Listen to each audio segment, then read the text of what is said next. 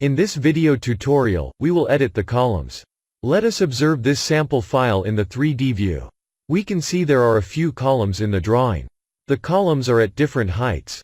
It is difficult to judge column levels from the 3D view. We have to select the particular column and see its top level in the property palette. Or we will have to open the elevation views to judge the height. Open the Multi-Level Column Manager.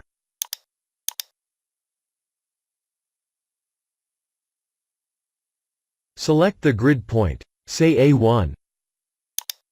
You can see the details of the column from the table. Its size, the topmost level, its phase, used concrete mix and so on. Now let us open details at A3 grid. Use Next and Previous buttons to navigate through the dialog box. Or let us use Select Level text box. Suppose you want to change the size of the column at level 32. Select level 32 in the box.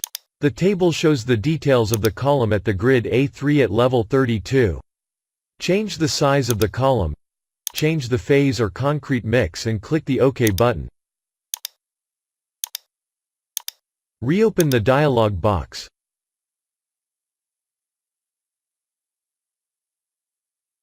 Select C3 from the username drop-down list.